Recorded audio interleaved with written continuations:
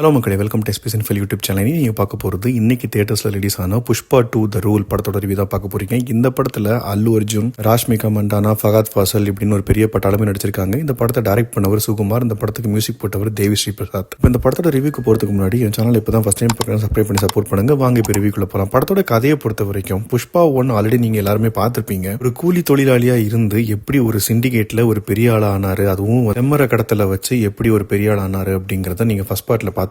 Second பார்ட்டோட கதை பார்த்தீங்கன்னா ரொம்ப சிம்பிளா சொல்லணும் அப்படின்னா, ஸ்ரீவள்ளி ராஷ்மிகா மண்டானா புஷ்பா அல்லு அர்ஜுன் கிட்ட நீயும் சிஎம்மும் சேர்ந்து நிற்கிற மாதிரி ஒரு போட்டோ எனக்கு வேணும் அப்படின்னு கேட்பாங்க. அதை எடுக்க போன இடத்துல ஒரு சின்ன பிரச்சனை நடக்கும். அந்த பிரச்சனையில இருந்து தான் கதையே ஆரம்பிக்கும். என்னன்னா, அந்த சிஎம் முடியாதுன்னு சொல்லிடுவாரு. ஸோ இதுக்கப்புறம் அந்த சிஎம்மோட போட்டோ எடுத்தாரா, அந்த போட்டோ எடுக்கிறதுக்காக அல்லு அர்ஜுன் என்னெல்லாம் பண்ணாரு, இதை தடுக்கிறதுக்கு ஃபஹத் ஃபாசில் போலீஸ் ஆஃபீஸரா என்னென்ன பண்ணாங்க, இதே மாதிரி அல்லு அர்ஜுனுக்கு ஆப்போசிட்ல ஒரு குரூப் இருக்கும், அவங்க இதை தடுக்கிறதுக்கு என்னெல்லாம் பண்ணாங்க. இதே மாதிரி அல்லு அர்ஜுன், அதாவது புஷ்பா கேரக்டருக்கு ஒரு ஐடென்டிட்டியே இருக்காது. அவங்களோட உண்மையான ஃபேமிலியில அவங்கள சேர்த்துக்க மாட்டாங்க. அதை இந்த பார்ட்ல சேர்த்தாங்களா இல்லையா அப்படிங்கறது பாக்குறது தான் இந்த படத்தோட மிச்ச கதை. இது ஒரு ஆக்ஷன் டிராமா ஜானர். இப்போ இந்த படத்தோட பாசிட்டிவ்ஸ் அண்ட் நெகட்டிவ்ஸ் பார்க்கலாம். முதல் பாசிட்டிவா தோன்றதே அல்லு அர்ஜுன் தான். இந்த படத்துல வேற லெவல்ல அவர் பெர்ஃபார்ம் பண்ணி பட்டையை கிளப்பிருக்காரு அப்படின்னு சொல்லலாம். அவரோட ஸ்வாக், அவரோட மாஸ், டான்ஸ், ஃபைட் அப்படின்னு எல்லா ஏரியாலுமே வந்து கலக்கிருக்காரு மனுஷன். அதே மாதிரி ஃபஹத் ஃபாசிலுக்கும் ஆல்மோஸ்ட் ஈக்குவலா ஹீரோவுக்கு இம்பார்ட்டன்ஸ் கொடுக்குற மாதிரி தான் கொடுத்திருக்காங்க. அவரும் வழக்கமான அவரோட ஆக்டிங் பெர்ஃபார்மன்ஸ்ல சூப்பரா பண்ணிருக்காரு. அதே மாதிரி சப்போர்ட்டிங் கேரக்டர்ஸ்ல வர ராஷ்மிகா மண்டானா, ஜெகபதி பாபு, இவங்க எல்லாருமே அவங்களோட பெஸ்ட்டை கொடுத்திருக்காங்க. அடுத்த பாசிட்டிவா பாக்குறது, இந்த படத்தோட ஃபர்ஸ்ட் ஹாஃப் வந்து சும்மா விறுவிறுன்னு போகும். ஸோ என்ன நடக்க போகுது, அடுத்து என்ன நடக்க போகுது அப்படிங்கிற மாதிரி போகும். அடுநோடல இந்த கமர்ஷியல் எலிமெண்ட்டுக்கு தேவையான விஷயங்கள்ல ஆட் பண்ணதுனால கொஞ்சம் ஃபாஸ்டாவே போயிடும். அதே மாதிரி ஃபைட் கோரியோகிராஃபர் வந்து சூப்பரா பண்ணிருக்காரு. வித்தியாசமான கோரியோகிராஃபி எல்லாம் இருக்குது. ஒவ்வொன்றும் ஒரு தீம் மாதிரி பண்ணிருக்காங்க. ஃபர்ஸ்ட் ஃபைட் பாத்தீங்கன்னா ஒரு மாதிரி தலைகீழ இருந்து பண்ற மாதிரி இருக்கும். இன்னொன்னு பாத்தீங்கன்னா அவரை பொம்பளை கெட்டப்ல இருக்கும்போது ஒரு ஃபைட் சீக்வன்ஸ் இருக்கும். அதுக்கப்புறம் கடைசி ஃபைட் பாத்தீங்க அப்படின்னா வெறும் வாயாலேயே ஃபைட் பண்ற மாதிரி இருக்கும். எப்படி எல்லாம் ஃபைட் பண்ண முடியுமோ அப்படி எல்லாம் காட்டியிருக்காங்க. இதுல ஒரு மைனஸும் இருக்கு, அதுல நெகட்டிவ்ல நான் சொல்றேன். அடுத்த பாசிட்டிவா தோன்றது, இந்த படத்தோட பிஜிஎம் பாத்தீங்கன்னா ஒரிஜினல் பிஜிஎம் வந்து டிஎஸ்பி தான் போட்டிருக்காரு. அடிஷனல் பிஜிஎம் தான் சாம் சிஎஸ் போட்டிருக்காரு. யாரு போட்டாங்களோ தெரியல, சில இடங்கள்ல வந்து பிஜிஎம் நல்லாவே இருக்குது. குறிப்பா அல்லு அர்ஜுன் சாரி கட்டிட்டு ஒரு ஃபைட் சீக்வன்ஸ் நடக்கும். அதுல பிஜிஎம் சூப்பரா இருந்தது. சாங்ஸும் ஃபர்ஸ்ட் பார்ட் அளவுக்கு இல்லாட்டாலும் ஓகேவா இருந்தது. கடைசியில ஒரு எமோஷனல் சீன் இருக்கும். அதுல அல்லு அர்ஜுன் சூப்பரா நடிச்சிருந்தாரு. நல்ல ஒரு எமோஷனல் ஃபீல் கொடுத்தாரு எல்லாத்துக்கும். இதெல்லாம் தான் இந்த படத்தோட பாசிட்டிவ்ஸ். இப்போ நெகட்டிவ் சைட் பார்க்கலாம். முதல் நெகட்டிவா தோன்றது, இந்த படத்தோட டியூரேஷன் தான். இது ஆல்ரெடி 3 hours 21 minutes அப்படிங்கிற மாதிரி சொல்லிட்டாங்க. எவ்வளவு படம் சூப்பரா இருந்தாலும் 3 hours மேல ஒரு ஆடியன்ஸை ஹோல்ட் பண்ணி வைக்கிறது ரொம்ப கஷ்டம். பட் இந்த படத்துலயும் அதே ஸ்ட்ரகிள் நடந்திருக்கு. ஏன்னா ஃபர்ஸ்ட் ஹாஃப் எந்த அளவுக்கு ஓகேவா போச்சுதோ, செகண்ட் ஹாஃப்ல குறிப்பிட்ட இடத்துல படமே ஆல்மோஸ்ட் முடிஞ்சிருச்சு. அதுக்கப்புறம் இந்த ஐடென்டிட்டிக்காக சில சீன்ஸ் எல்லாம் வச்சு, சில ஃபைட்ஸ் எல்லாம் வச்சு கொஞ்சம் லெங்க் பண்ணிருக்காங்க. அது கட்டாயம் அவாய்ட் பண்ணிருக்கலாம். அதே மாதிரி அடல்ட் கண்டென்ட் சில இடத்துல இருக்குது. அதாவது ஹஸ்பண்ட் அண்ட் ஒய்ஃப் ரிலேஷன்ஷிப்பை வந்து இவ்வளவு டீப்பா காட்டணும் அப்படிங்கிற அவசியமே இல்லை. இது ஃபேமிலியோட குழந்தைங்களோட பார்க்க வேண்டிய படம் அது. ஸோ அந்த இடத்துல இந்த மாதிரி சீன்ஸ் அண்ட் இந்த மாதிரி சாங் கோரியோகிராஃபி இதெல்லாமே வந்து கொஞ்சம் அவாய்ட் பண்ணிருக்கலாம். குறிப்பா அந்த பீலிங் ஸ்பாட்ல. ஃபைட் கோரியோகிராஃபில வந்து ஒரு மைனஸ் இருக்குதுன்னு சொன்னேன்ல, அது என்ன அப்படின்னா